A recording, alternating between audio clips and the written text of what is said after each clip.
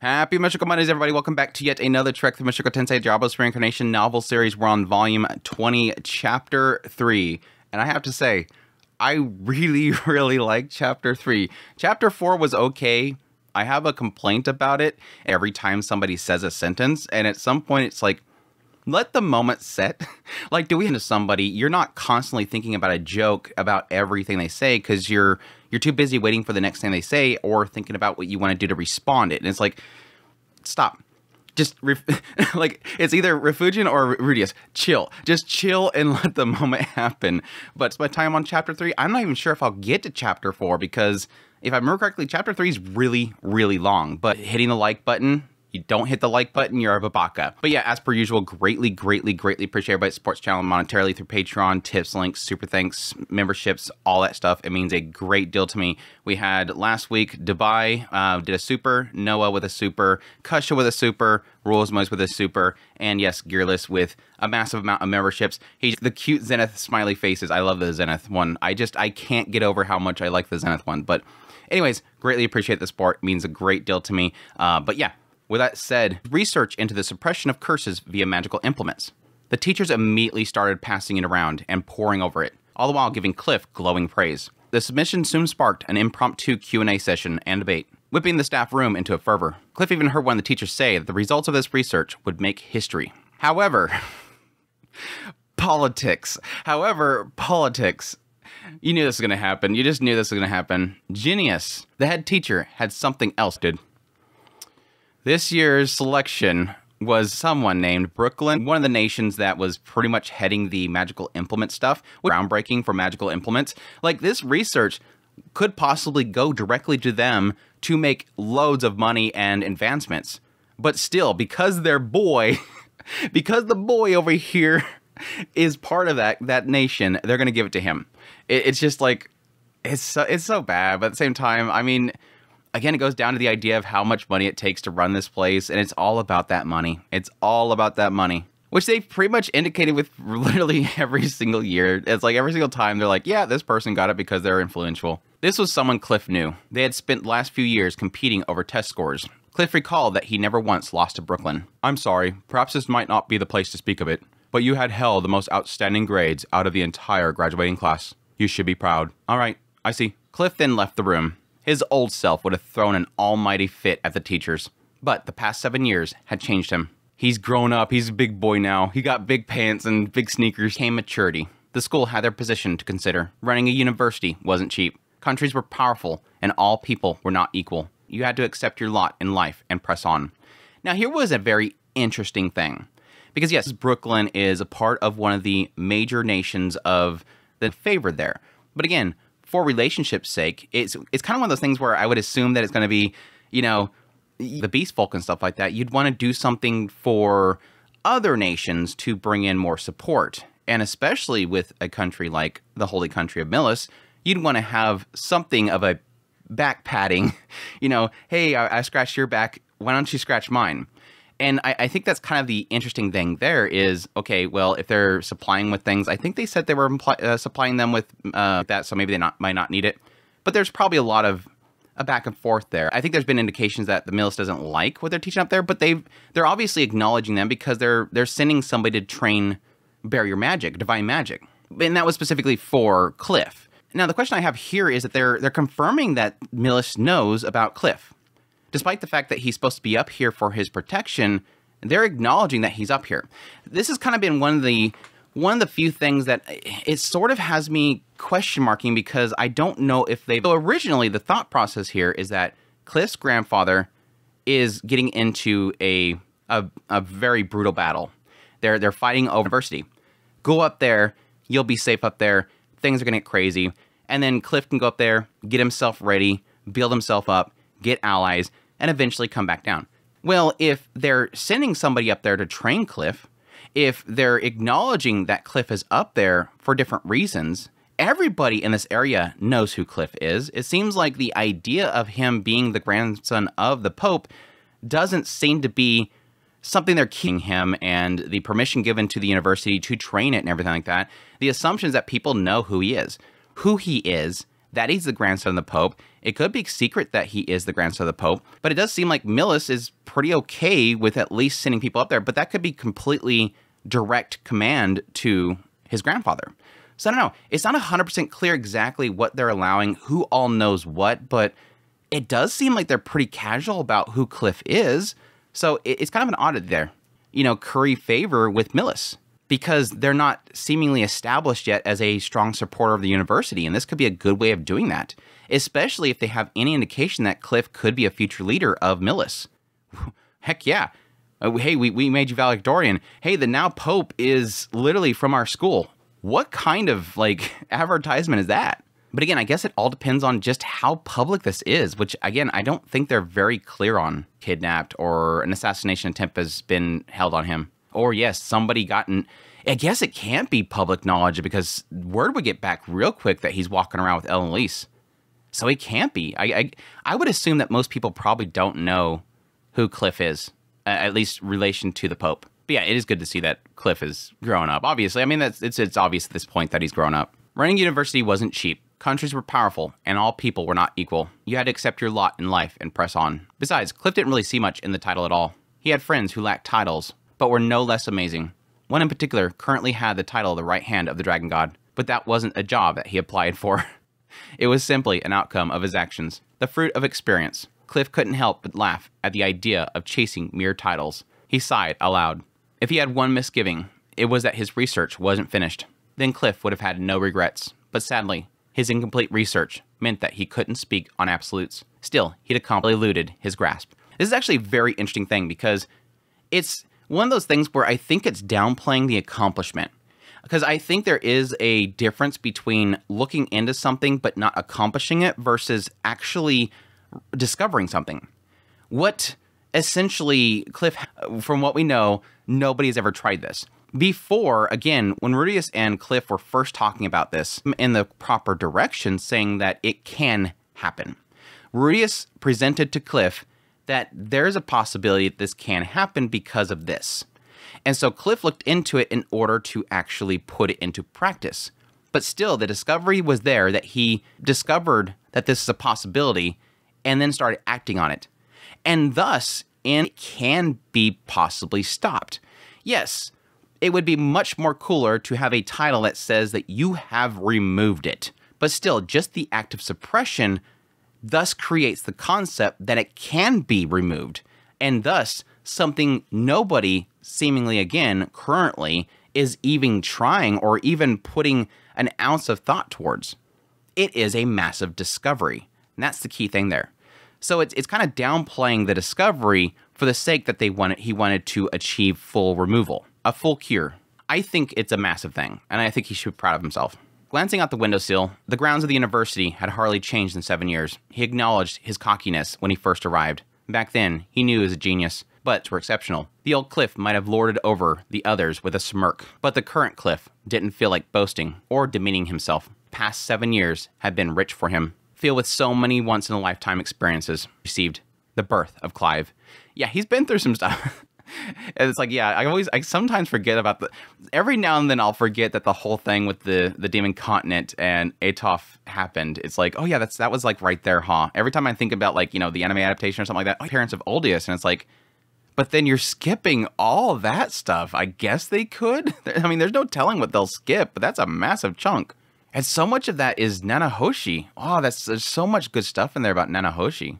There was just so much that happened. So many things that he had faced with his whole heart to overcome. It was those challenges that made him the way he was today, not inborn talent. Remembering that kept him grounded. His experiences might have been why he was so well regarded by his congregation. As he worked as an apprentice Millis priest, they said that despite his youth, he had extraordinary empathy. Sometimes they even told him he'd grow to be a fine priest. When the priest would never have said that to the boy of 7 years ago. Yeah, I think there is a massive thing about experiences that plays into empathy, because I think if you can at least understand what somebody's going through own experiences, or at least see a commonality, even if it's not directly one for one, because I think that's an impossibility. I think in a lot of cases it's going to be an impossibility. Even if you both experience, say, domestic violence, I think it's going to be different for somebody that was, say, abused by the father versus abused by the mother. So I think there is an aspect that, yeah, I can see a lot of his empathy coming through his experience with Ellen Lease, possibly seeing discrimination there, applying the discrimination he's seen before to his current feelings with Ellen Lease. The idea of now having a child, the idea of facing death, fighting off Atof, the fear of actually being trapped by Atof. So many things that happened over the years that are definitely going to shape how he views and listens to people. And again, I think a lot of it has to do with his experience with Norm, which I think is a huge part of why I love this whole entire chapter. A smile bubbled up within Cliff. He still hadn't become the man that he dreamed of being. He was better than that man. He preferred this version of himself. So cool. It's so cool. I will admit that I think Cliff changed very quickly. I think like first impressions from that Goblin Slaying chapter was like, okay, yeah, he's a little bit of a young Spitfire, whatever. I'm sure that this isn't going to last very long. And then like meeting him at the university, it was like, oh, there's that Spitfire. But it just changed so quickly. For quite a while was kind of very boasty and very high and mighty. But I just think that he changed so quickly. It didn't really kind of ruin my image of him.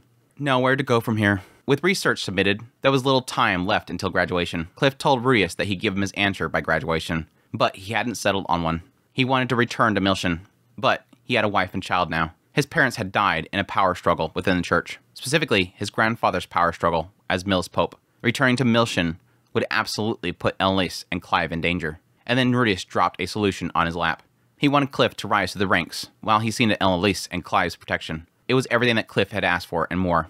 But past arrogance aside, Cliff still didn't see himself worth that kind of support now. Certainly not from someone as amazing as Rudius. Cliff may have had his doubts about Rudius when they first met, but he was sincere and a hard worker. And I'm not sure exactly what he means there, but yeah, I think there is an aspect here that this is showing how Cliff himself, like everybody else, has seen Rudius as being, putting him on a pedestal basically. And that I'm not as amazing as he is. He's definitely higher up there than me. He could definitely fix his whole situation, but would that be a good thing? I think there's so much in this entire chapter about Cliff realizing that, but this is sort of my thing, which that was technically one of my biggest predictions for this chapter, was that I think it was pretty obvious that it was probably going to more turn into the idea of, how can I ever see myself as a man? How can I ever see myself as achieving something if I don't do it myself?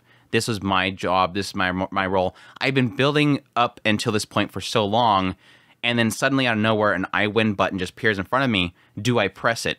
But what achievement would that be? What would that mean to the last 7 years of my life?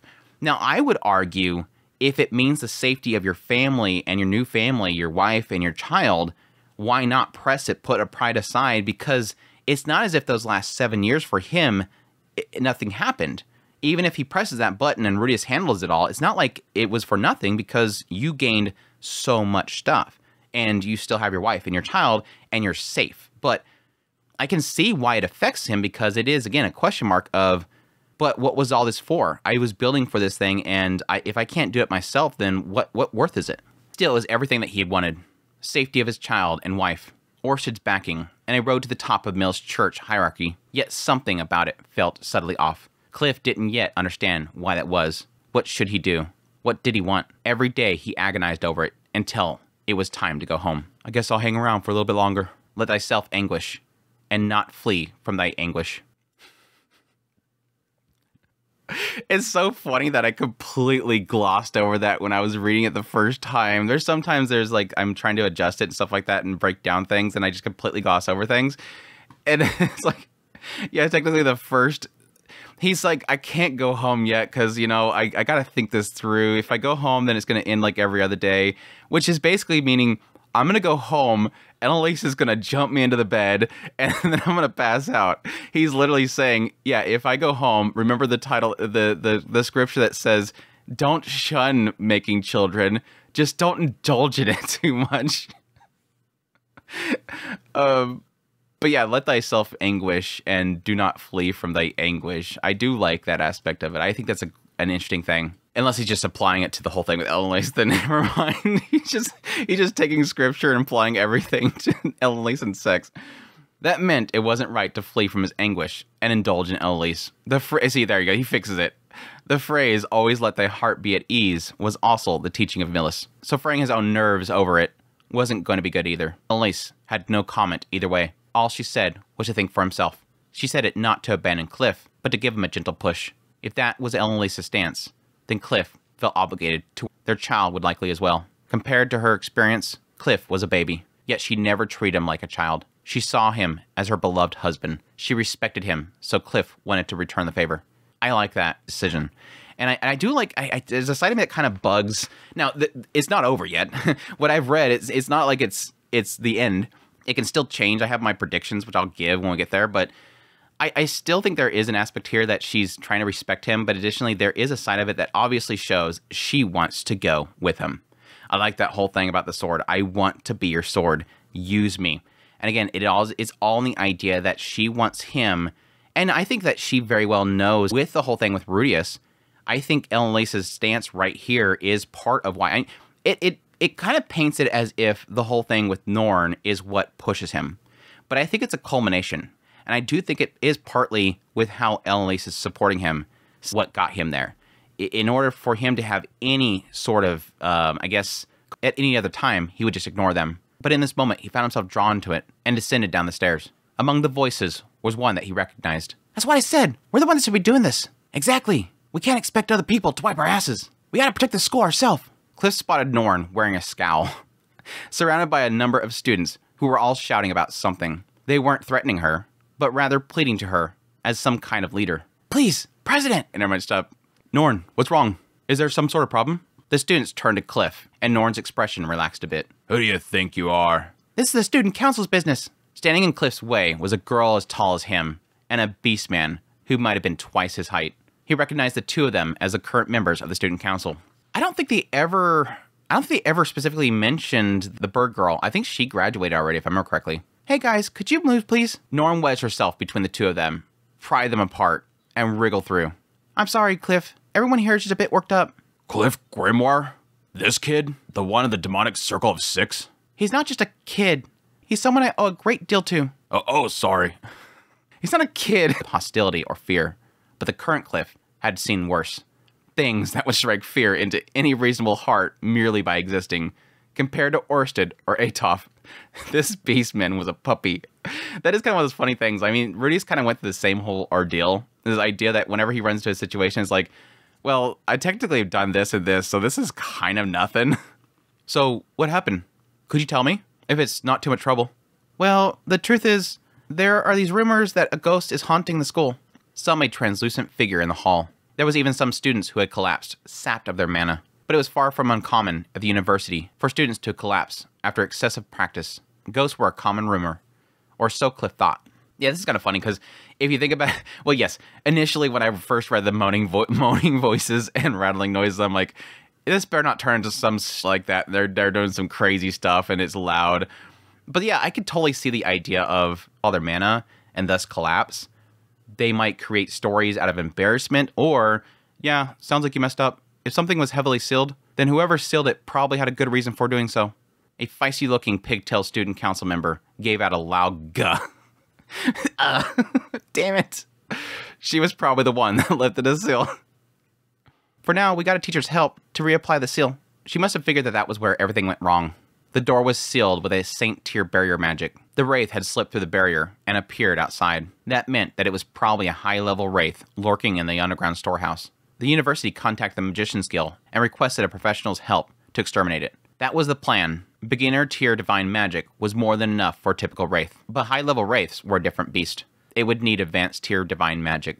Unfortunately, there weren't any advanced tier, but with this not being Millis, advanced divine tier mages weren't common. On top, we have so much pride that we can't contact people in order to bring somebody in to handle it. Oh, the Magician's Guild having to contact an outside party in order to get a magician well-versed in divine magic in an area outside of Millis because they seem to have all the patents on everything. Damn patents and copyrights. Even patents, copyrights breaking things in another world. It was uncertain. Maybe improperly applied seal, but it was an unnamed female student who fell into a coma after being drained of mana by a Wraith. Thankfully, she was back on her feet by the next day. But ever since then, the victim count steadily climbed. For the moment, the Wraith was still warded in that seal and could only escape at a particular time of the day. But Wraiths would steadily power up as they feasted on mana. Eventually, it would break through and bring an army of skeletons with it. The fallout would be catastrophic. Damn, dude. Now that I've read the rest of this chapter, I kind of have my predictions on exactly why it's like this particular time of day and why does it go back and all that kind of crap. It makes it more tragic. That's why some amongst the student council, it wasn't impossible to fell a wraith with methods besides divine magic. Normal attacks would have some small effect, and magic items or implements would inflict damage. In that sense, a divine magician was not strictly necessary. I see. Well, what do you think? Cliff said. I'm against it. If this monster were something we could handle on our own, then the Magicians Guild and the teachers surely wouldn't be waiting on Divine Magician. You got that right, Cliff agreed with Norn. Divine magic might not have been the only method, but it was far from the most effective. A seasoned adventurer wouldn't even try to fight without a divine magician or a lot of preparation. They were dangerous, and this one was a high-level one. Underestimating it would easily get them all wiped out. It was there that Norn deflated. But I can't just stand by and watch. Norn's so grown up. But no, I think that's really true. And I do like that. And that's kind of one of those reasons why every now and then, whenever something is skipped in the anime adaptation, I'm like, that's kind of a missed opportunity. Because one of the things that I really liked about Volume 7 was the explanation of the Wraiths. When they had that whole situation where they had like this whole formation built around how to handle Wraiths. And why? Because he lost previous members of his party back in the day because they didn't know how to handle a Wraith. And so they take them very seriously. So there's a lot of adventurers that, if they have any experience whatsoever, they know to be very cautious of Wraiths. Because it's not as simple as blunt object multiple times in certain area makes thing fall over dead. There is a process and there is an oddity about Wraiths.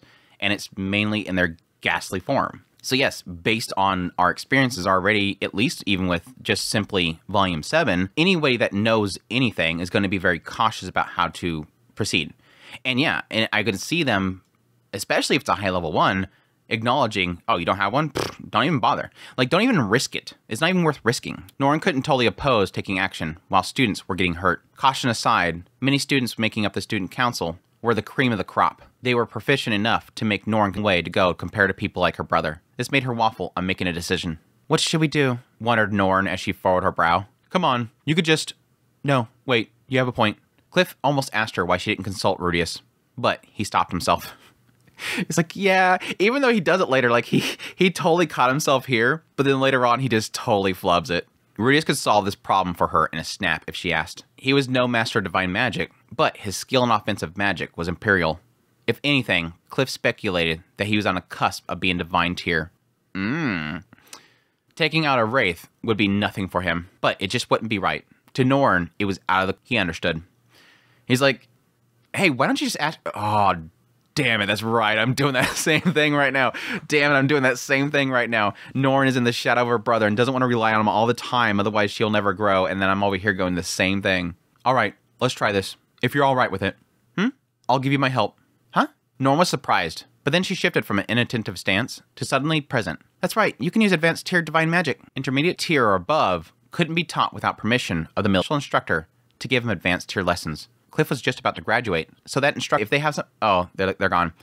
But again, right here, and this goes to my earlier conversation, right here, they're acknowledging Millis made an exception. So thus, Millis knows that he's there. Who in Millis, against the question mark, it could just be his grandfather, but not saying they know he's there, so why don't they just go there and kidnap him? Or again, if they know he's there, why wouldn't anybody have seen him with Ellen Lace or something like that? Or even that instructor. Ooh, I wonder if that's going to come up later. That instructor probably knows about him and Ellen Lace. I wonder if he goes back and peeps a word about that.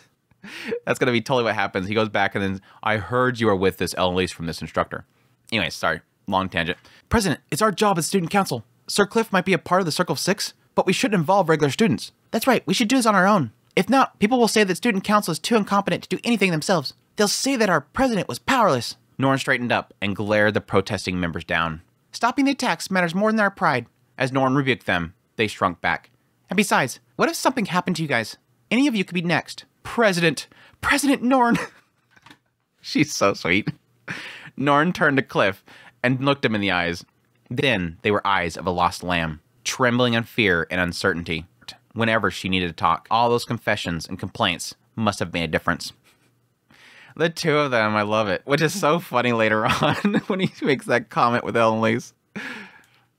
But no, again, when the anime skipped that chapter and I made my skip content video for the anime onlys, I was like, gosh, if I remember correctly, when I did that content in Mushoku Monday, I loved it. I absolutely loved just the dynamic between Cliff and Norn.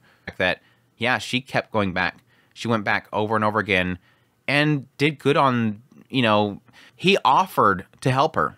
And she did good in actually going there and seeking his help. And it's so fantastic to finally get to see, like, despite, yeah, from the outsider's perspective, from Marisa's perspective, you're seeing, okay, yeah, she's growing, she's getting better, she's getting stronger, she's getting more confident, whatever. And her growing to what she is now. Cliff, are you up for this? Yeah. Every now and then, Cliff had heard Rudeus cheerfully say that Norn had really grown up. But Cliff hadn't seen it, given that he'd only heard her complain and do confessions. But now, he felt like he was seeing a glimpse of the girl that Rudeus had talked about. It also delighted Cliff to hear Norn ask him for help instead of her brother. The University of Magic was a distinguished institution with over 2 centuries of history. The building had gone through plenty of extensions and reconstructions over the years, building it into the mammoth of a school it was now. The elegance of the building's layout speaks to the characters of the capable administrators and the architects who first laid the building's foundations. But no matter how much effort first went into the tidy facades of the buildings, waves of repeated renovations combined with the battering of time left some buildings that a generous eye might glide over while admiring the campus's beauty. One of the buildings was a storehouse in question. That was be of any use was tossed in them. It was a dump. Once Norn took the office of student council president, she decided that it was so she suggested plans to renovate them into student locker rooms. Garbage cleanup in an unused room, a practical had grown too large. It became a pressing reality that the school was running out of personal lockers to offer students. There were teachers not on board, claiming that everything in the storehouses was an artifact of history, and some of them were valuable. Norn shut those complaints down. I'd be more like that. If it's in a storehouse just thrown in there and it hasn't been touched in a long time, obviously it's not valuable because you're not encountering the Wraith. That was how it all began. So we feel some responsibility as a student council. Well, as far as I've heard, the student council shouldn't really feel like they're at fault. Victims have been popping up before the cleaning started. Even with the berry reapplied, the attacks kept increasing. This was proof that the Wraith was growing more powerful. Even if they didn't take this project, leading to the underground storehouse, the pigtail girl from earlier clenched her teeth and shook while gripping her wand. She was the one that first broke the seal. The first time she opened the door, a skeleton leapt out. Its surprise attack caught and injured one of the other students that was following her. They barely managed to destroy it, but it immediately, before a teacher with Saint Tier barrier magic arrived. In the end, she might not have known the Wraith was behind the seal, but she couldn't deny that she partly removed it on a whim. That would typically be grounds for expulsion. However, Norn covered for her. She tied the incident to a recent ghost stories. Still, the fact that skeleton continued to resurrect until divine magic was used was proof that a Wraith was controlling it. With that confirmed, Norn in the end hadn't fabricated anything. So it's like it's partly true, but the girl that moved a seal on a whim. And when they get here in a minute, it looks like the seal is actually engraved into the actual door.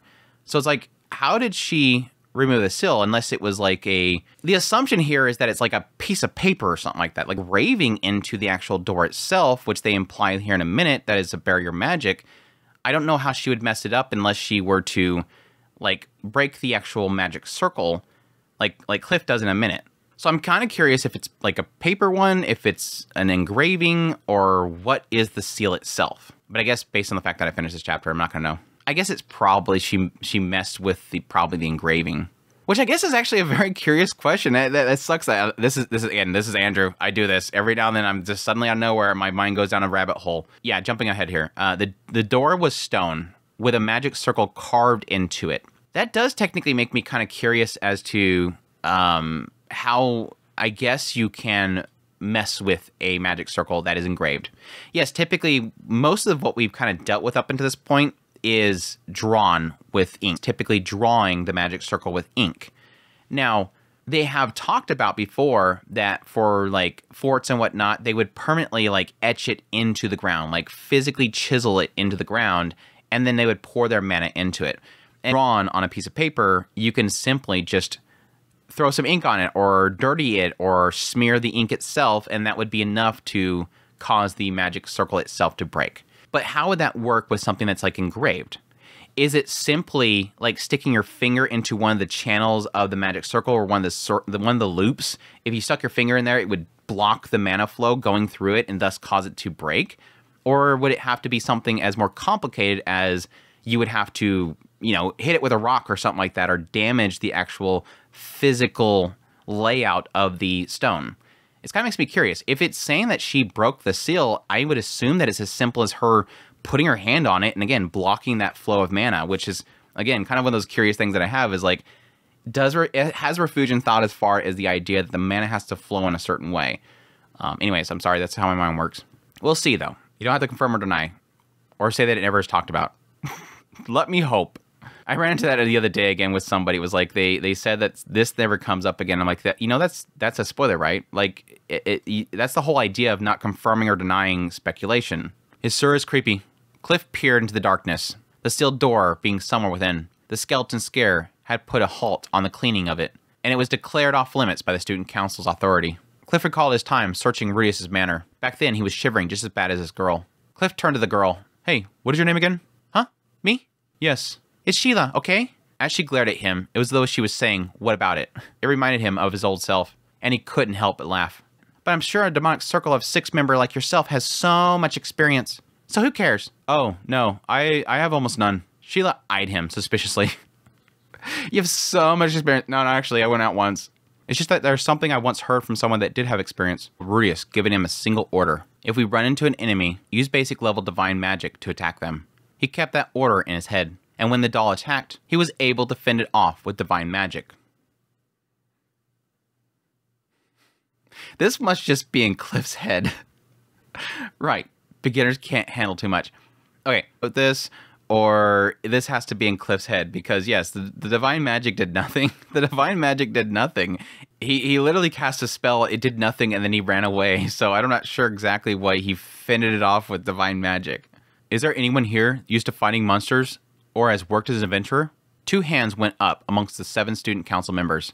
One was a beast man, and the other was a human. Many beast folk grew up in the forest, where they'd fight their share of monsters. The human probably had a history as an adventurer. All right. I'll have you 2 give the orders. For everyone else, let's decide your roles beforehand. Hey, Cliff. What is it? I wasn't going to push you too hard on it, since the president said that she owes you a lot. But you ain't our boss. Cliff thought for a second, but realized that he wasn't going to get through this guy. Fair enough. Then Norn, please take the lead. Huh? It doesn't really matter who's in charge, does it? It's not like I know much about fighting monsters anyways. But you're the president. Well, that's true. Okay, I'll talk with Needle to assign roles. Norn spoke to the human that raised his hand. Needle, you used to be an adventurer, right? I'll tell you everyone's strengths, so I hope that you can give me advice on who would be a good fit for what job. Cliff looked back to the Beastman, who raised his voice. This was naturally why he'd follow Norn and not Cliff. Designation. This time was different. She wasn't exactly perfect, and still plenty panicky. From Ariel, because Ariel was good with that. She knew about the people around her. She was very informed, and that was technically going to what she was doing. She had to know what everyone was doing. She needed to know who she was going to go after. If she needed something for a specific role, purpose for why she was doing that. And I think that's something that probably rubbed off on Norn, which I think is fantastic. And it's technically needed if she's in a leadership role. If she's not doing that properly, then she never heard the phrase ass from ankle. I think there's one that's ass from elbow or something like that, which I think I've heard before, but that is a really weird statement. But even still, it's like, I don't even get the context of this being used right here. I guess I know all these things, but I don't know how to utilize them. It's just, it's a very weird statement. After settling everything, roles assigned, Cliff and the student council members ventured in. The door was stone, with a pale blue glowing magic circle carved into it. It was a Saint tier barrier spell. Only one member of the teacher's staff could use Saint level barrier magic, only went to intermediate tier. But studying curses, developing the prosthesis, and manufacturing the magic armor had made him quite knowledgeable on magic circles. If nothing else, he could tell the magic circle was working properly, and it didn't take him long to figure out how to temporarily turn it off. Given more time, he could probably learn how to use them. If he learned the barrier magic, it could land the teacher who maintained it in hot water. He had no intentions of doing so. Besides, he could study everything once he returned home. Now, when I read this, I kind of had to take a double take. It's like, okay, so they had a person that was instructing them there. Again, given permission by the Mills Church to instruct at least by the Mills Church to teach divine magic. And of course, they talked about the fact that they had to be given permission to teach barrier magic, too. Both barrier magic and divine magic had to be given permission by the Mills Church. And the instructor that was there for Cliff specifically is already gone. But this is implying that they have another teacher that has Saint tier barrier magic, but I'm guessing they're just not allowed to teach it, question mark, point. They were given permission to teach it, just only to a certain point. And again, I'm guessing they're keeping checks on this person that apparently knows Saint tier. But I do like this, is like, yeah, technically if I sat here for a little bit longer, I probably could figure this out. And again, that kind of goes to what all he's done, the armor itself, and then yes, the prosthesis. So he knows, he's very, very studied in actual magic circles. So it's given him the ability, seemingly now at this point, to be able to, like, I guess, break it down and figure out exactly how it works so that he can basically mimic it. But yeah, that's kind of the sad thing. It's like, if he does that, then at that point, it puts this person into hot water. And it's like, it kind of sucks because anytime this dude were to put up a barrier magic anywhere, he probably has to consider the idea of, well, if somebody were to do that, I'd be in trouble. But that also kind of implies that if he's going around and putting up these barrier magics, if somebody could copy it normally, so thus implying that Cliff is just a cut above the rest and doing something that normally people can't do, which is kind of interesting. Because yes, if I knew that Cliff could copy it, I wouldn't put up any barrier magic. If I found out that anybody could copy the actual barrier magic itself and it would put me in hot water with Millis, I would not be just willy-nilly putting him everywhere. I can switch it off. We can get in. Understood. Everyone, are you ready? Weapons readied. Some took a deep breath, and some had a glimmer in their eyes. They were human, beast folk, halfling, and demons. Norn Student Council certainly had more personality than the all-human staff Ariel had. It was probably the first time in the school's history that so many non-humans gathered in a single student council. Norn's just like, I don't care, whatever you are. If you're good, join the club. It's pretty cool. Now, I'm curious because it almost feels like a little bit of a jab to what exactly she was looking for in certain groups of people. Like, she was looking for specific people with specific talents. She wasn't necessarily allowing just anybody into her group. She was looking for specifically highly talented people that would go with her back to the kingdom. Not just a random beast folk that probably would be returning back to the, the Great Forest after they're done. So it's kind of a jab, but it's not really a jab. At Norn's request, Cliff made a single incision in the magic circle. So that implies right there, he's actually cutting it in some way. Suddenly, the magic circle's light faded into nothing. The lanterns of the student council members held was now the only light illuminating the door. With a roar, the beast man pulled open the door slowly. It scraped open, screeching every inch of the way. Needle, the former adventurer, went in first and everyone followed. The beast man partly shut the door to prevent the teacher from sealing it shut. They also left a notice saying there was a student council investigation underway and to refrain from reapplying any seals for the time being. If Rudius was in this situation, he'd probably just wing it and manage to get himself sealed in. But many student council members were the kind of nerds who got locked away inside places by bullies, so they learned to take precautions. As silence fell, they strained to listen. In the dark, students heard faint sounds of rattling from closer than they'd like. There was skeletons in there with them. All right, stick to the plan. The beast man and the halfling boy took their places at the front. Both of them held steel maces in their hands. Skeletons were all bone, so blunt weapons were more effective than edged ones, light on skeletons that stood. No retreat! Everyone, prepare to attack. A skeleton's abilities in death are proportional to what they were in life. This skeleton didn't belong to a warrior. This is interesting because, I mean, obviously, knowing further on, we know what the answer is to this whole thing. But it's like, that's actually very interesting because I think that's probably the first time they've ever 100% implied that. An individual, their body is not hit by mana and thus reanimating. I mean, the obvious example here is Paul. With Paul, not only did they burn the body, but they also crushed his... Gosh dang it. I'm sorry. He would burn him, but they also crushed him because if they weren't to burn his body would reanimate as probably like a ghoul or something like that. So they burned his body. And not just that, but they also crushed his bones because even still, it could turn into a skeleton that would run around. But it was always in the perspective of you don't want that person to harm somebody else as an undead, but never implying that if the person is even more skilled, that means that it's more powerful. The assumption, I think, for most people is that the skeleton itself is going to be as powerful and dexterous as the Wraith is able to control it.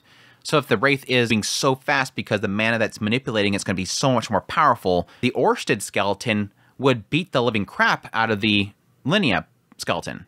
that's the oddity there. How does the bones itself retain the power of the living creature that it once was? I guess the assumption there is that some of your battle aura, or at least your mana capability, is imbued into your bones themselves. Because that makes me kind of wonder, how does that, if you overthink it, how does that actually make the bones stronger? Because you would think that would be the only thing left behind the Wraith would then manipulate. Again, unless mana is literally encrusted into your bones. But again, this is the first time they've ever actually at least alluded to that specifically. Not that all, it says proportion. The skeleton's abilities in death are a proportion of what they were in life. And again, later on, we obviously get the answer as to why these ones specifically aren't like super powerful, but it's still interesting. The beast bands shattered the skeleton across the ground in a single strike. However, the bones on the ground rattled as they began to reassemble. The skeleton would continually resurrect until the Wraith was defeated. Forward! Norn commanded them, and they pressed on, beating aside the skeletons. Fortunately, why? It was a Wraith. The Wraith's tattered robe of youth. Surprise flitted across its face for just a moment. But once it comprehended the shapes of the students before it, it unleashed a hair-raising shriek. Whoa! Worse, the skeletons destroyed earlier were resurrecting into a fresh attack wave. The student council members were flanked according to plan. But then suddenly, one of the students felt pain in her ankle. Looking down, she saw the girl screamed and shook her leg, swinging her wand arm around as she did. And it wasn't the only rat. Dozens of them scuttered across their feet and writhed about their ankles. Their formation fell apart. Calm down, please, Norn shouted. First, we'll focus on the human skeletons. No. While others were panicking, Cliff held it together. Cliff knew the rats were a problem, but the skeletons were slow.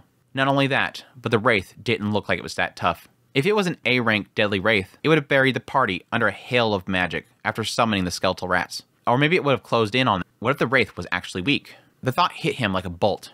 If this was the old Cliff, he might break formation, disobey, and put everyone else in danger. This one wouldn't do it on a hunch.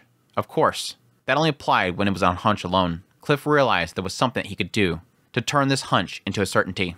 Eye of Identification. He actually calls it out. He actually calls it out. He's like Rudius. He calls out his spells even though he doesn't have to. I mean, I'm assuming he doesn't have to. Rudius never really does it for his eye.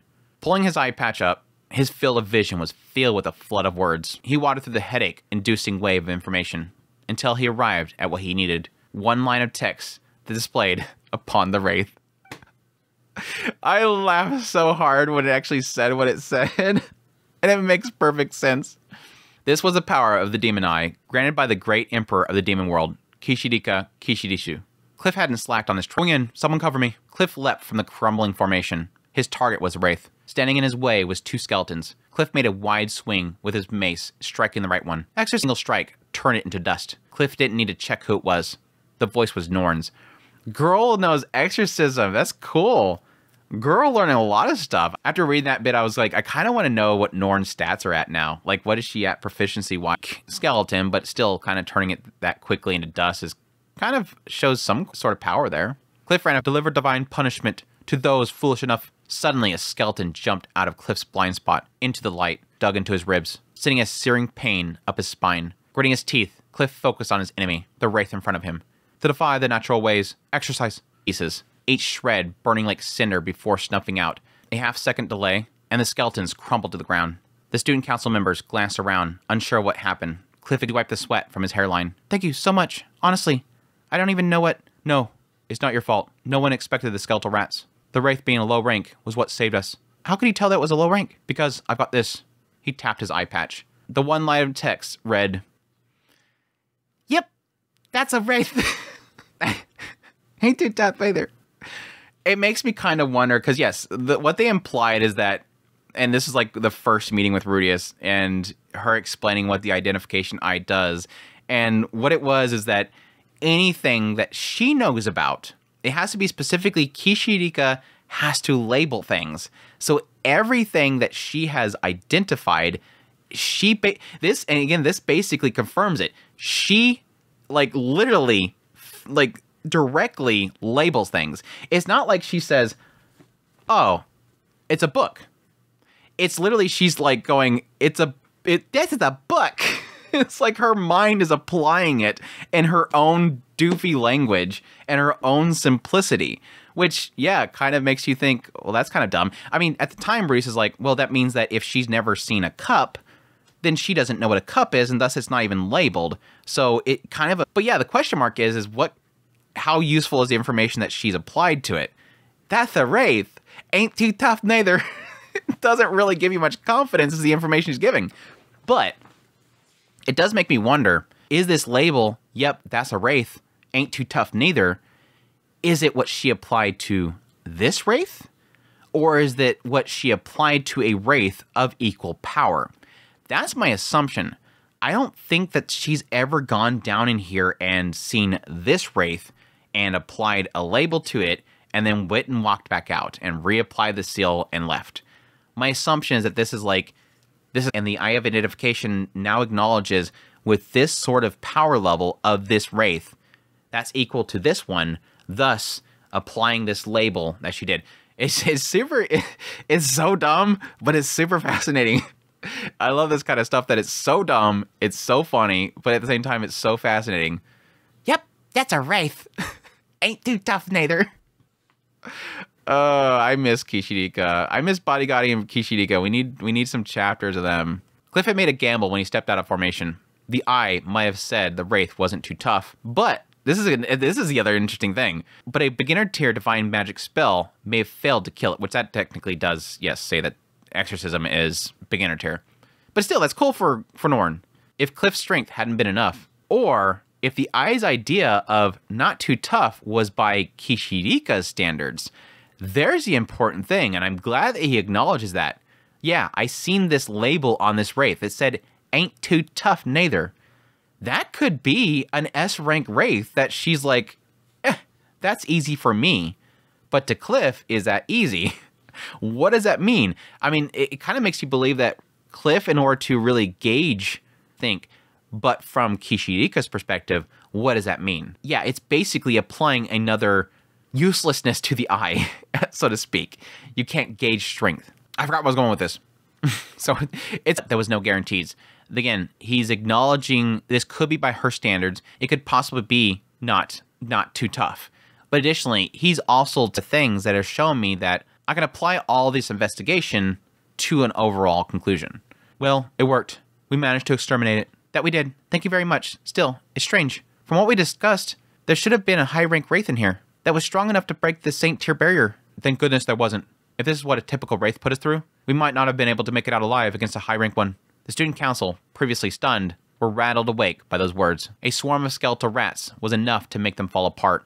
If the skeletons were controlled by a high-rank wraith, then they would have been able to move more swiftly. There it confirms it right there. On top of that, the wraith would unleash a barrage of attacks. If the situation had been different, the student council would have easily ended up as strength. We'll apply quicker, more agile pawns and skeletons and whatnot to fight their target, but additionally grant them more abilities. But it really is strange. Maybe we should investigate a bit. Good idea. All right, everyone, please look around the area. Keep an eye out for any skeletons or wraiths. It turned out the wraith had been escaping with the help of mice. They found a mouse hole in the corner that led to the surface. The wraith must have leaked out through it and attacked the students. So it's basically created a bunch of skeletal mice and then had them burrow a hole out of there. As to why the wraith was there to begin with, a tattered journal was found to shed light.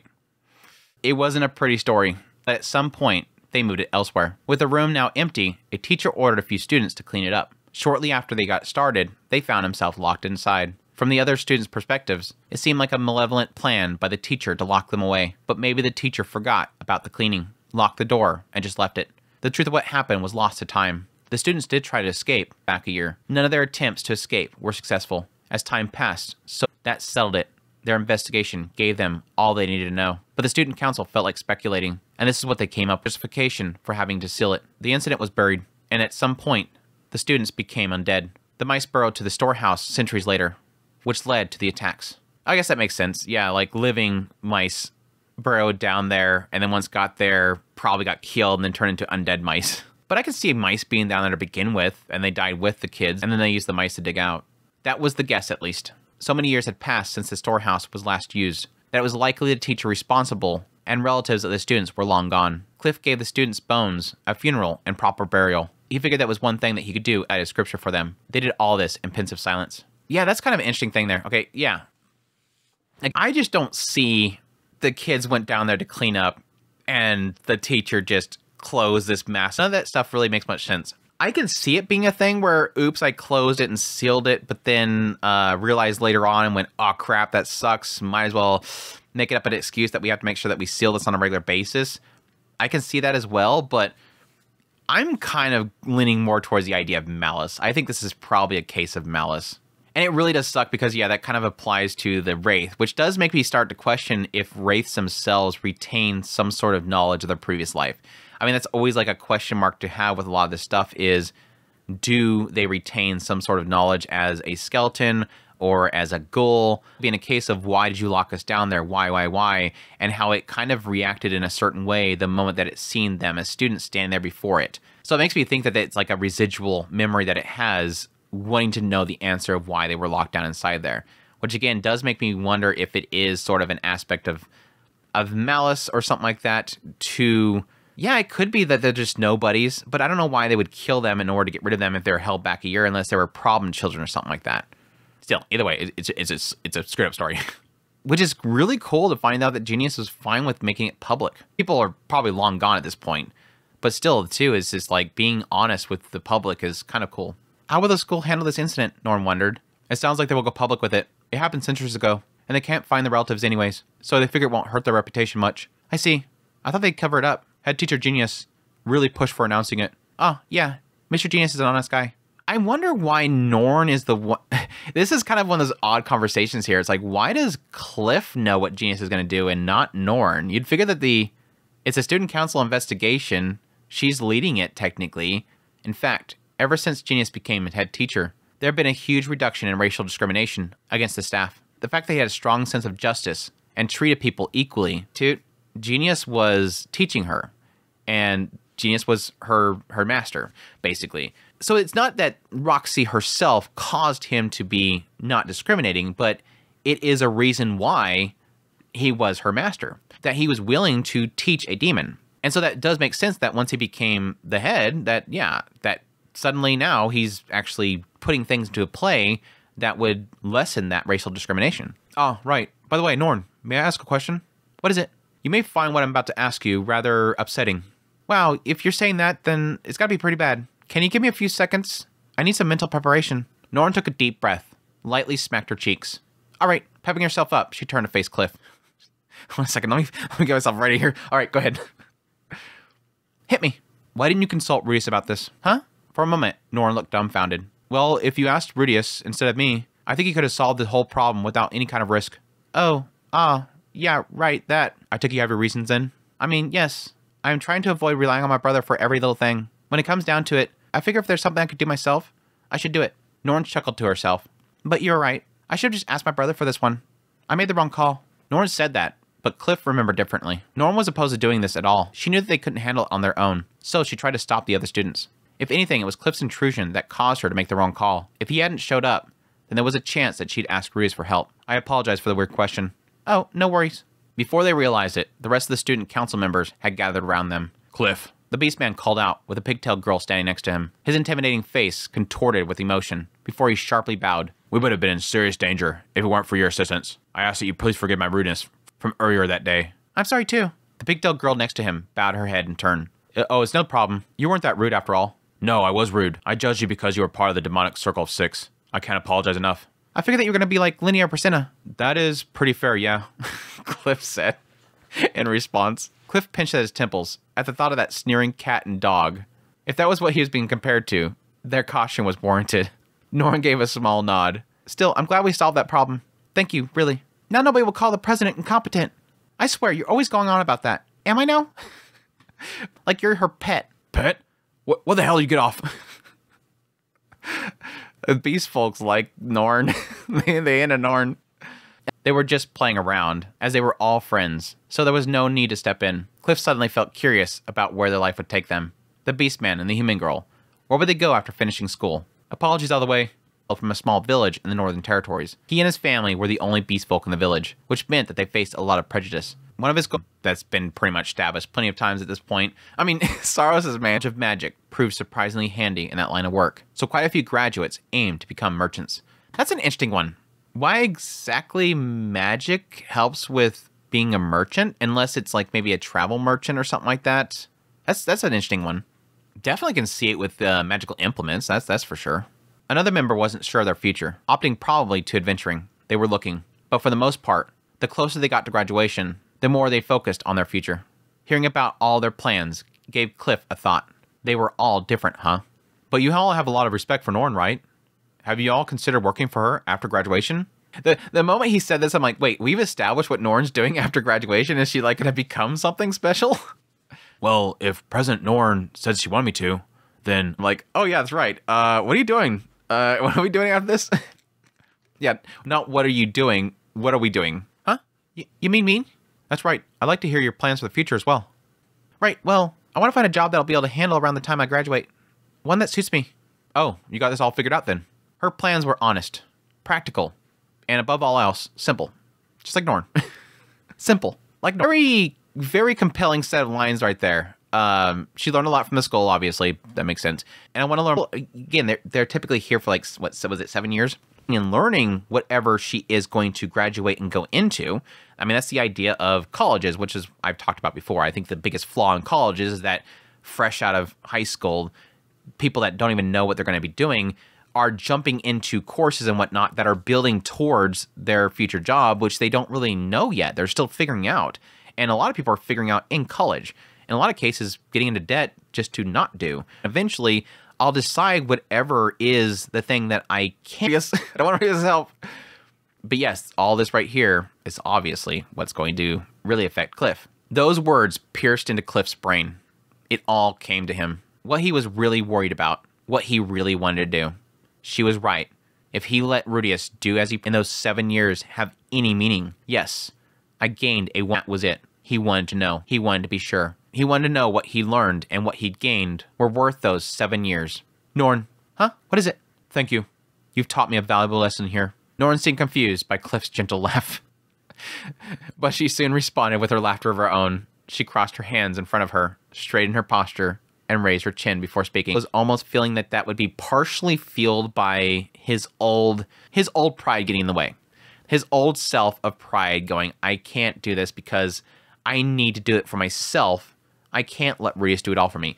But no, it's really kind of, again, taking it from the perspective of, I've been working really hard for 7 years, and suddenly an I win button popped up in front of me, but should I press that button because I should apply everything that I've been doing this entire time? What would be the worth of all that? Now, I would argue Rudius is part of that time. And he does acknowledge that. I gained a once-in-a-lifetime friend in Rudius. So he does acknowledge that it's part of that whole process there. But it's too easy, I guess. If I press the button, everything that is me, essentially the 7 years is what made Cliff who he is. Yes, again, Rudius is part of that 7 years, but that says more than just the 7 years. It's not that just because he doesn't apply his learning to gain something in Millis that the 7 years is useless, because again, Elnalace and Clive is a massive, that he's both acknowledging everything that has happened as the joyous memories and whatnot that they are by condensing it down to experience to apply to his next point in life. But again, this is what I was expecting the direction it was going to go. I'm just curious how, you know, that eventually Rudius is going to get dragged into it. I don't know, maybe Orsted tells him something that he doesn't want to hear. I'm surprised we haven't had Rudius talking to Orsted about this. I think he's implied that he has discussed it before, though. Norn had relied on Cliff for help many times when Rudius wasn't around. It might have seemed like she sat by idly by listening to Cliff's words, but Norn was grateful for it. As her senior and follower of Millis, Cliff had listened to her grumble, taught her how to be strong, and guided her in her studies. Cliff wasn't the only person that Norn relied on then, but she still considered him a great influence. It's so good. I love it. It's a bit early, but congratulations on your graduation. Thank you for everything. I mean it.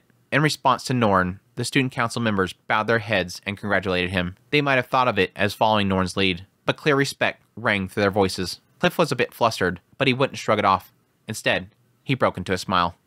Thank you. It's so sweet. I love it. I love it.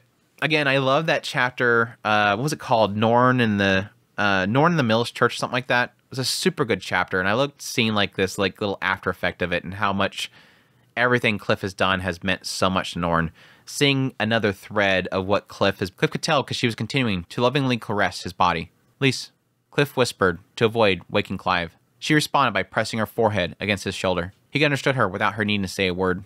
Cliff turned his head to see her beautiful face before his eyes. He believed picking a partner based on looks didn't work, but even so, he thought that she was beautiful the moment that he laid eyes on her. Despite his ideas of what made a good partner, he still wanted her. She wasn't the woman that he imagined for himself. No, she was far more beautiful, body and soul, and attitude alike. I decided on the answer I'll give Rudius. You see, I'm grateful to Rudius. Thanks to him, I think I've really grown up. Not enough to feel like I can call myself a man, though. Annalise said nothing. When Cliff spoke about especially serious matters, she always stayed silent and lent him an ear. I think it's half thanks to him that we've been able to have this child and live this blessed life together. I'm sure he'd say otherwise, of course. He thinks too much of me for some reason. He'd say that it was just a result of my hard work. That's been the thing, Lise. If Rudius is ever in trouble, I want to help him. Whenever, however many times I can. My strength might not match what Rudius has in his pinky, but I figured there might be something I can do. There must be things that he can't do that I can. But if I simply do the same things as him, if I put myself under his protection, then I don't think that I'll ever develop another skill that he can't already do. If I want to be there for him as his friend, then I think that I need to walk on my own 2 feet, to reach out for what I want with my own 2 hands, to protect what is mine with the strength in my own arms. I want to feel something real. Earlier, he's saying specifically, he's done a lot for me. If it weren't for him, I would not have this child. I would not have you. I would not have this blessed life. He's obviously giving some credit to Rudius, or at least, actually, it sounds like he's giving all to Rudius, that yes, because he came here to meet you, and thus I was able to have you as my wife and have Clive as my son. He's done this, which is a massive thing for me. And again, I want to be able to help him when I can. And I think it's sort of a side of this that is putting it into a perspective of he wants to achieve something so that he can help Rudius. He wants to be, he's not saying that he'll ever be an equal to Rudius, but he's saying that he at least wants to be able to stand at Rudius' side. As Stu left Rudius to be able to be his equal. We're having an Edis Cliff arc. Granted, Cliff's not going to leave him a very obscure. Feels like Edis, and the idea that like I need to go out and get stronger because I want to be able to be strong like him. I want to be able to stand at his side and do things for him. Sucks at politics. Rudius sucks at politics. And Osprey Kingdom, and Cliff could be the political one himself in the daunting hierarchy of the Millis Church. Yeah, those are all obviously key things there. I want to see if I've grown, which that's the key thing that we've been talking about this entire chapter. I want to make sure that I can protect Annalise and Clive on my own. I can't always rely on Rudius to protect my family. I got to get to the point where I can protect them myself, because I can't always yell Rudius hurt, and gaining Ors's backing would have that guaranteed. But that would be the end of the story. If Cliff made that choice, he'd surely lose his confidence somewhere down the line.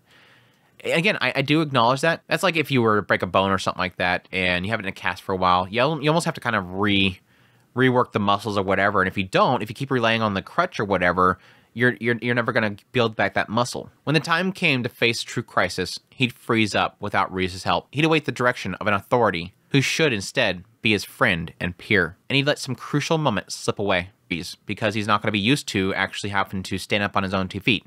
He's going to turn to look for Rudius, and Rudius is not going to be there because Rudius went back home after finishing everything. He'd await the direction of an authority who should instead be his friend and peer.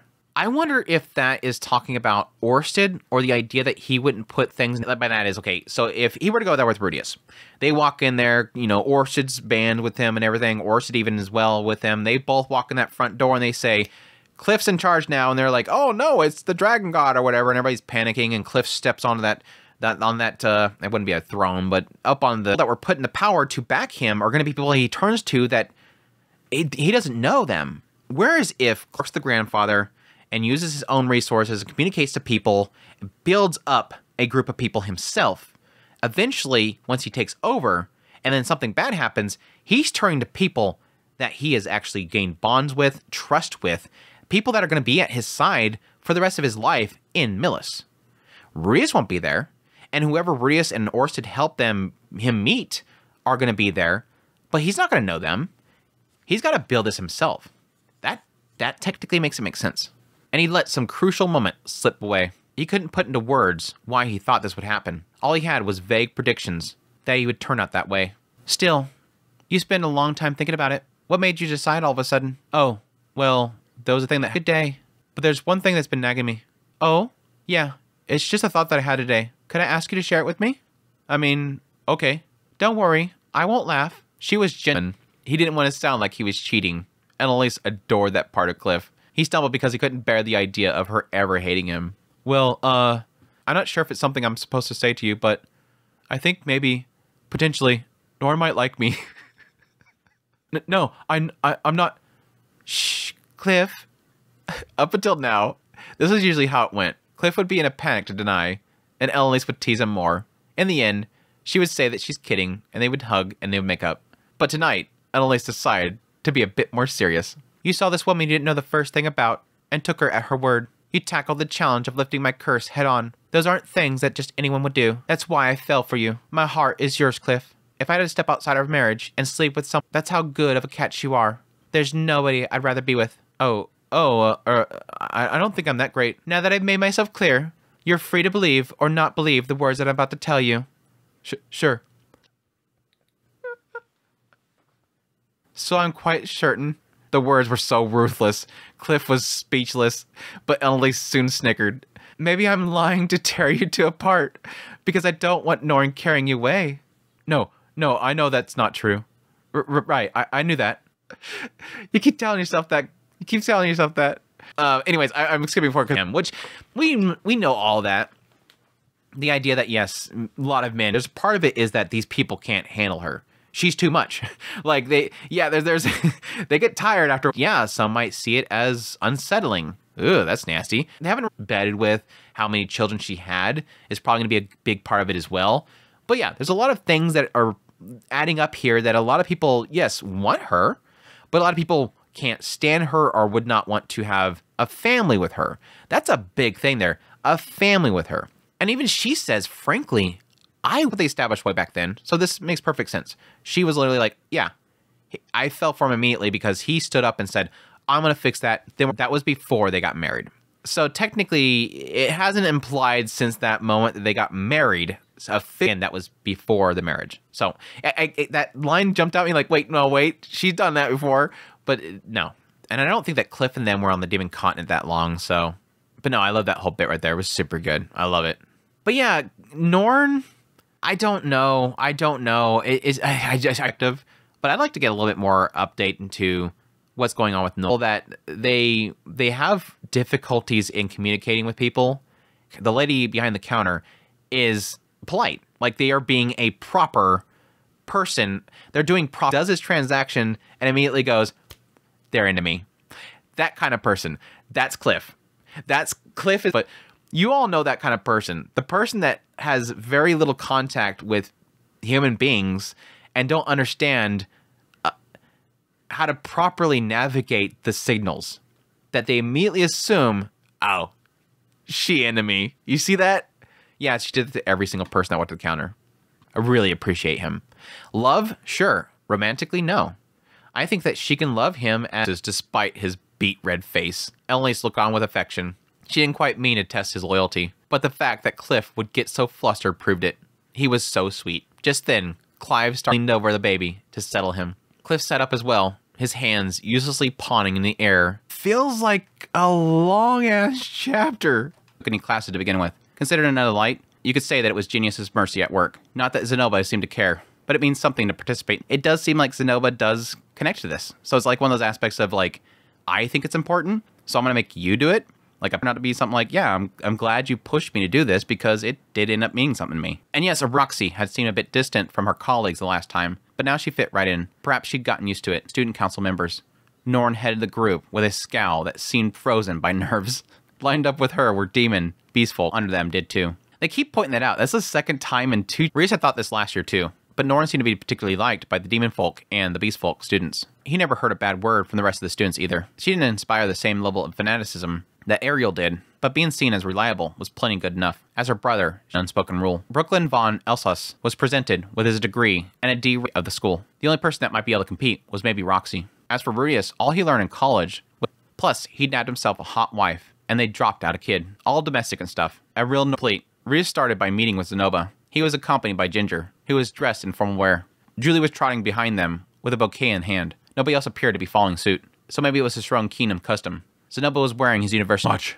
I see that you put in a good word or two regarding my graduation. I must say, I was astonished when I received a letter from the university. Hey, no big deal, right? Showing up to this stuff helps it put it behind you. Then again, Zenoba might have seen a ceremony as nothing more than a hassle as royalty. Or was it just a pain? Not at all. I thought it was a bother at first, but surprisingly, it wasn't all that bad once my turn came. Zenoba trailed off as he looked around. Graduates were all surrounded by underclass to Sylphie, kind of regretting that she didn't go to her own. Seeing that Norn looked a bit uncomfortable and her student council members grinning, Rias had a feeling that it was in another direction, Roxy was surrounded by girls. About 5 schoolgirls bowing their heads to Roxy with tears in her eyes. Roxy gently smiled and told them Roxy seemed uneasy, but she gave the girl a tender pat on the back. The rest of the girls were moved to tears and began bawling as well. Days around them happening in the campus. All was sappy, tender atmosphere that you would find at a graduation. Not that anyone was coming near Rudius and Zenoba. Rudius knew that he wasn't exactly Mr. Popular, but it felt kind of lonely. Well, them's the breaks. Rudius had reservations at the pub after this. Rudius, family, Linnea, Persina, and maybe Nanahoshi too. I don't know, I think later on Cliff also congratulates him, so I'm guessing Rudius is graduating? It seems weird. Congratulations on graduating as valedictorian. Rudius bowed his head. Thank you very much. He replied gracefully and returned the favor. Test scores has always been second to Cliff's. Come on now, you're too humble.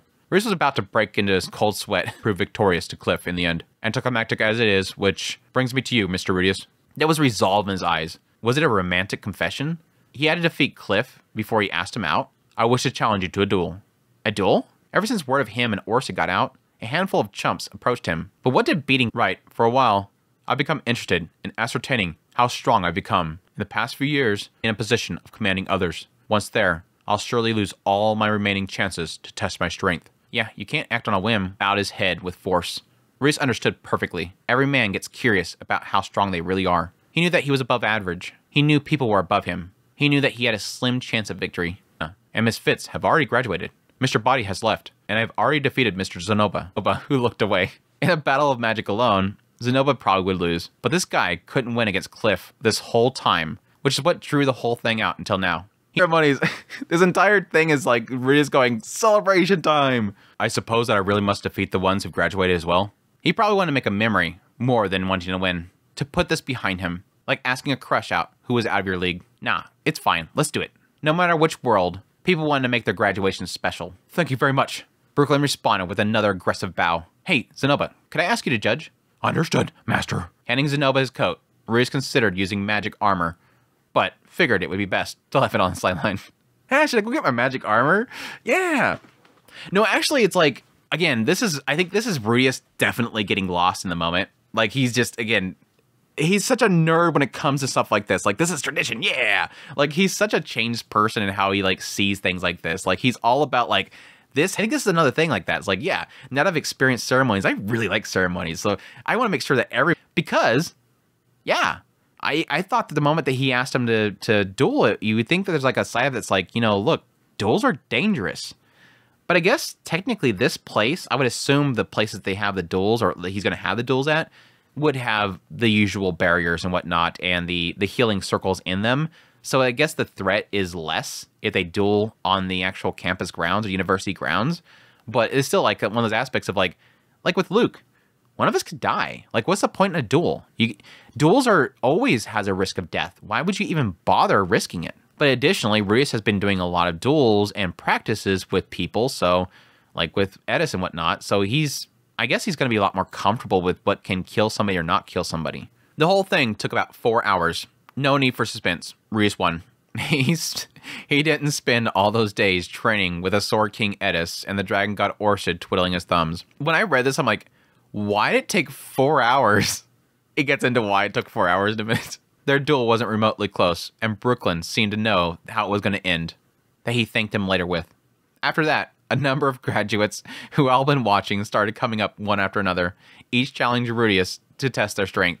They claimed that they'd beaten Zenoba in an eating. The onlookers gathered in droves, and suddenly he was at the center of the crowd. He was starting to enjoy himself. Bring it on. Hey, it was graduation, and he wasn't the one who made up this whole circle of sick stuff anyhow.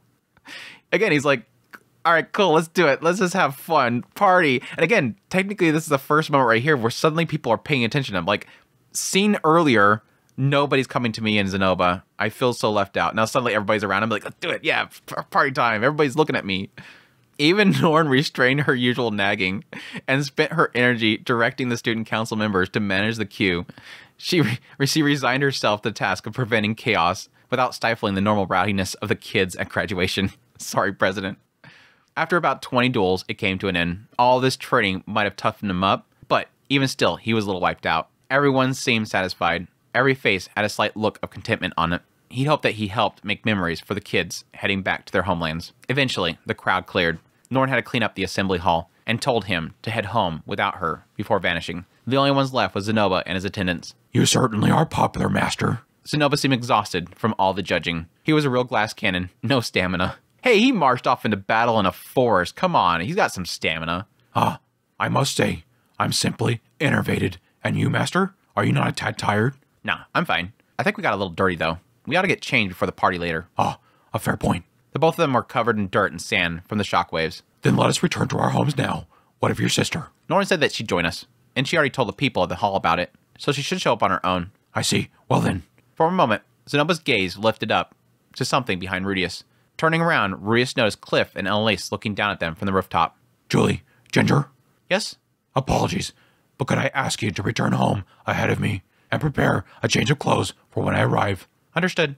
The two of them nodded and left. Rudius thought that they decided that Ginger wasn't a servant anymore, but she was acting pretty subservient to his eyes. Guess old habits die hard. What does it have to do with being a servant? This must be like something that, this could be like possibly mannerisms or something that's in the Japanese text, but at least the translation doesn't signify to me a servant. He apologizes, and then Rudius refrained from asking why. It was a graduation ceremony. Cliff, what are you doing up here? No reason. Just felt like going somewhere high. Well, congrats on graduating, Cliff. Thank you. Focus on what really mattered now. They needed to talk about the after party. He said he was coming, but Cliff responded with silence. Was he getting shy? Did he and Elise have some schoolgirl roleplay to get down to? Before the last renovation, they sent out a survey asking what the building needed. He's saying, because I've never been to a school that has like a rooftop that you can actually walk onto. Plus like a lot of Japanese houses and whatnot. Damn it, Seven Seas moment or Oopsie by Refugin, but teleportation circles in your home. Did Rudius have some teleportation circles in his house now? I didn't know that. I mean, he's got them at the office, but why is he starting to put teleportation circles in his house? Also, Rudius, about joining you. Yeah? Cliff hesitated. Rudius felt like he was about to be rejected. He knew a lot about the internal workings of the Mills Church. If nothing else, he probably learned about the weaknesses of which officials mattered. But I feel like it wouldn't be right. Part of me wants to know how far within the Mills spoke. Rudius could understand. Cliff was just like the guys that challenged him to duels. He wanted to test his strength. It was the part he would have liked it if Cliff could do it on his own. But there was always a chance that he couldn't. If it ended in him losing his position, then Rudius could live with that. He'd find another avenue for reaching the Mills Church. While yes, initially, the thought always obviously is immediately going to go to the idea that if Cliff fails, he dies. Because it's kind of like one of those aspects of like royalty and whatnot.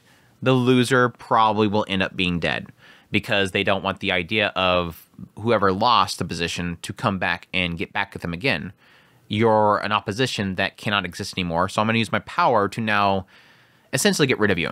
So yeah, the fear initially is, yeah, let Cliff go and let him see if he can do it on his own. That's fine. But if he fails, he could die. If he fails and all he does is lose his position, who cares? We'll figure out something else. It's fine. Who cares? It's not like Cliff has to run the Mills Church. It's not like Cliff's grandfather has to run the Mills Church. Anybody can. It will affect how the Holy Country of Mills runs and the church itself treats people, obviously. Like we talked about before, the factions. You have the crazies, the ones that are like super, like way too into certain scriptures and treating the demon folk as terrible and whatnot. And you have some that are more lenient and whatnot. That's always going to be the case with religion. So there's going to be effects from it. But for Rudius, for Cliff, it doesn't matter. What matters is if, yeah, Cliff dies in the process. But that wasn't the only way it could go. The thought of his life ending in assassination made Rudius sick. He could die. But if that's the path that Cliff chose, he wouldn't talk him out of it. Incidentally, Sir Cliff, do you plan to travel alone 1 year from now? What of your family? Cliff looked pained. A mixture of anguish and shame flooded his face. At the same time, he was resolute. I'll leave them. For how long? Until I'm a real man, at least. A real man, huh? Which was to say, he didn't know how long it would be. Look into Annalise. Her eyes were closed and her arms folded in front of her stomach. She had no illusions. But was this okay? Annalise surely wanted to be at Cliff's side if she could, to watch over him and to give him support that he needed. She also had Curse to deal with. The magical implement could help, but it wouldn't hold out for years on end. Still, it wasn't Ruius' place to interject here. Cliff had made up his decision with his wife. Cliff was at a crossroad, and he decided. I understand, Ruius said. Respecting Cliff's wishes came with risks. If Cliff died somewhere outside of his control, Ruius would lose his only connection to the holy country of Milis. He'd also lose someone who could research curses. As a risk, though, it could pay dividends. Cliff would get more chances to grow if he struck out for himself. The growth would make Cliff a more formidable ally when the time finally came. Ruius couldn't say if it outweighed the risk, but it was certainly possible. As a logical move, it wasn't bad. Cliff had made the decision, and Annalise agreed. Thus, Ruius had to respect that. Yeah, this line of train of thought really sounded bad for a minute. There's like, if Cliff died, I would lose my contact in Milis Church and your friend.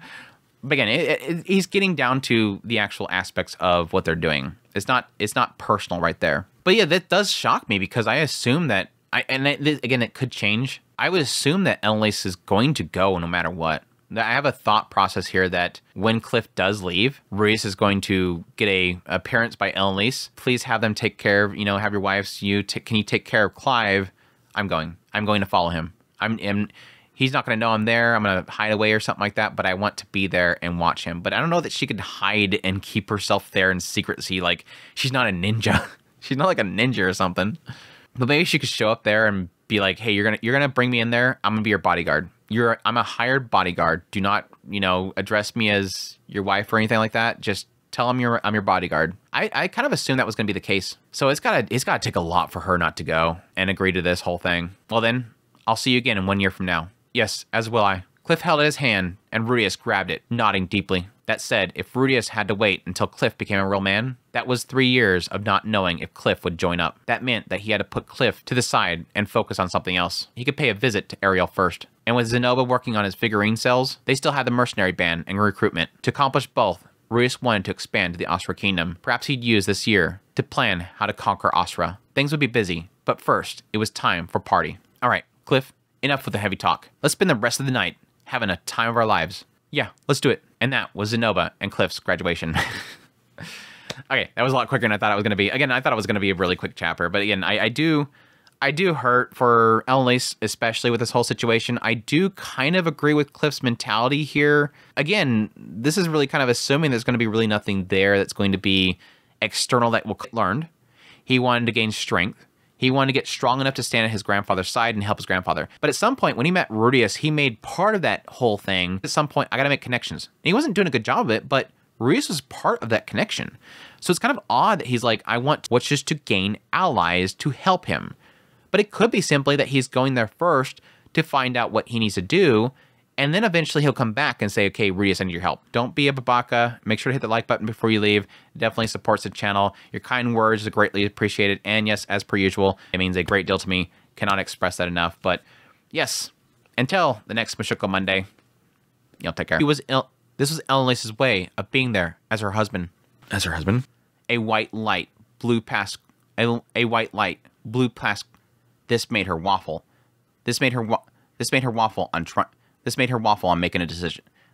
You are such a prickly girl now anymore, aren't you? Stupid Saber. Saber!